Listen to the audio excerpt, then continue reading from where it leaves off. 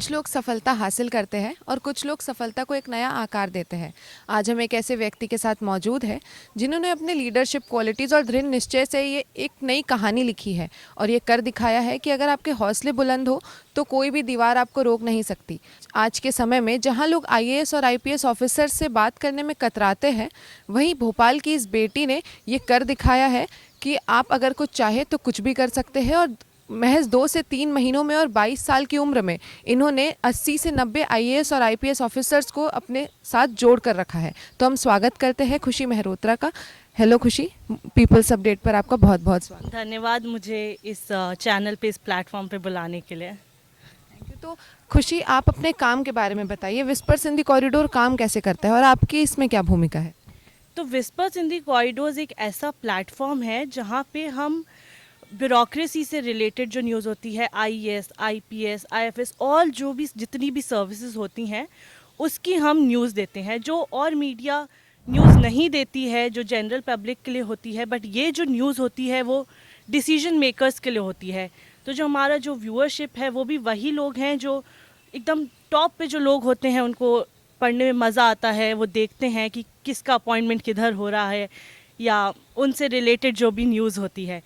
तो इसमें मेरी भूमिका जो अभी मैंने जो की है, मैं इसमें जो यंग ऑफिसर्स हैं उसको ये प्लेटफॉर्म के लिए ये यूज़ कर रही हूँ कि वो लोग इस प्लेटफॉर्म पे आएँ और जो भी उनका दिल का या जो उनकी चाहत होती है या ड्रीम कह लीजिए, जो उनका डिस्ट्रिक्ट के लिए है, वो सही लोगों तक पहुँचे हुए, चाहे वो केंद्रीय सरकार हो या फिर वो बिजनेसमैन हो या कोई भी जो लोग हों जो इनके इनिशिएटिव से जुड़ना चाहते हैं।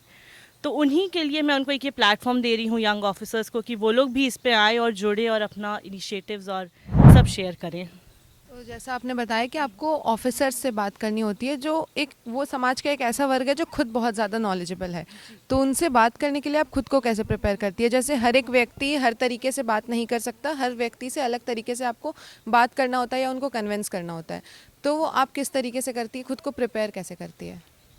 तो क्या होता है, अब देखिए कोई भी एकदम ऐसे सीखा तो होता नहीं है, आप धीरे धीरे करते हैं। मैंने इतने ऑफिसर से बात की तो एक आइडिया लगता जा रहा है, धीरे धीरे समझ में आता है कि इनसे ऐसे बात करनी है, उनसे ऐसे बात करनी है। तो ऐसा तो है नहीं कि अपन सीख के, कोई ऐसे सीख के नहीं आता है, तो वो सीखना पड़ता है।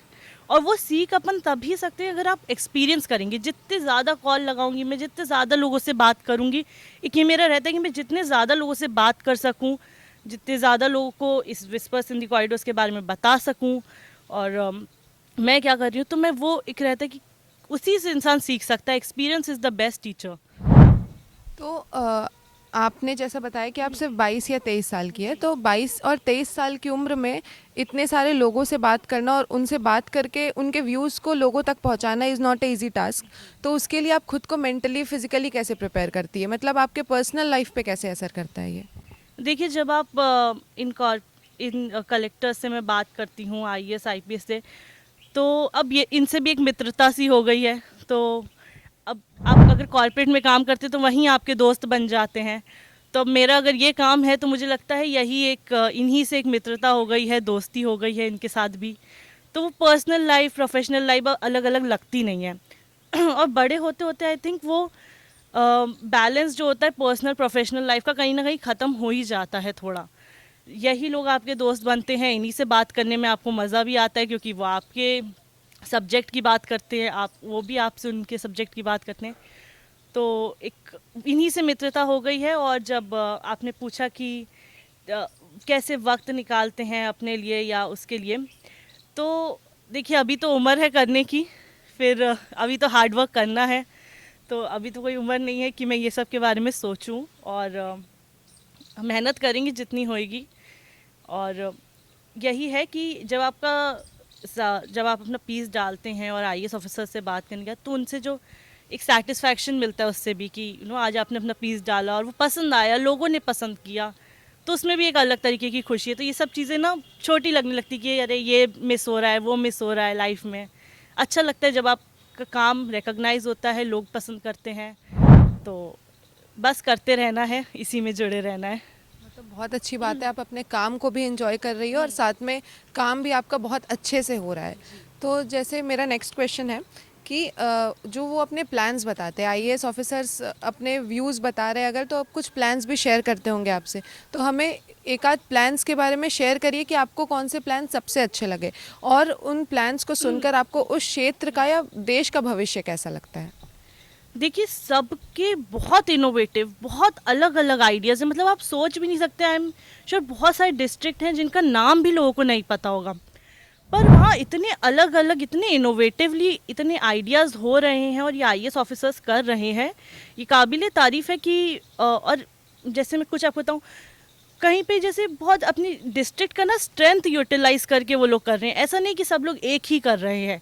जैसे कोई अगर कर रहा है पर्ल फार्मिंग के लिए कर रहा है, कोई कोई अगर कर रहा है कि प्रेग्नेंट वुमेंस को फ्री अल्ट्रासाउंड दे रहा है, कोई मिड डे मील के साथ ब्रेकफास्ट भी प्रोवाइड कर रहे हैं अपनी डिस्ट्रिक्ट में, तो कोई एजुकेशन में काम कर रहा है, और इतने अलग अलग चीज़ों पे काम कर रहे हैं। कोई जो अपनी डिस्ट्रिक्ट है वहाँ पे गवर्नेंस को सिंप्लीफाई करना चाह रहे हैं।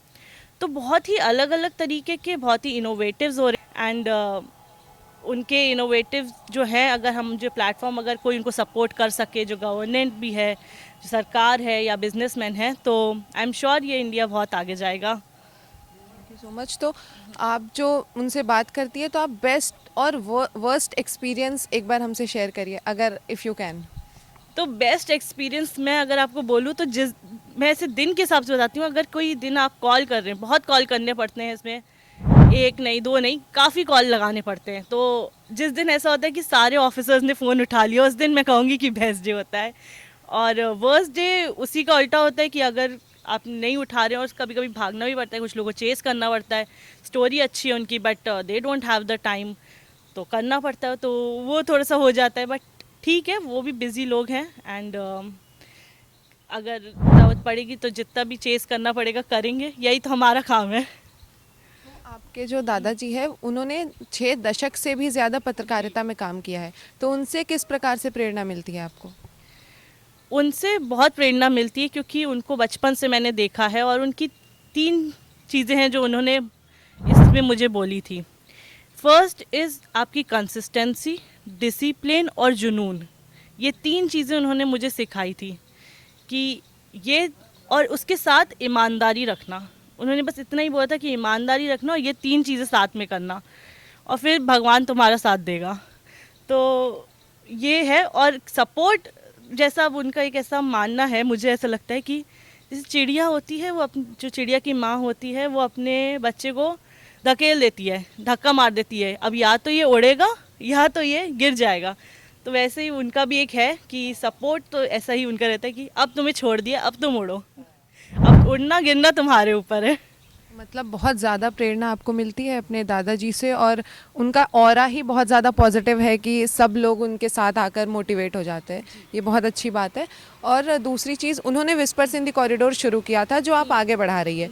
तो जैसे उन्होंने शुरू किया था, उस वक्त की चीज़ें बहुत अलग थी, तो आप चीज़ों को बदल कर अपने तरीके से आगे बढ़ा रही है कि उनके ही तर्ज पर काम कर रही है। देखिए, जब एक नई पीढ़ी आती है तो उनकी एक अलग थिंकिंग होती है, एक नया टच होता है।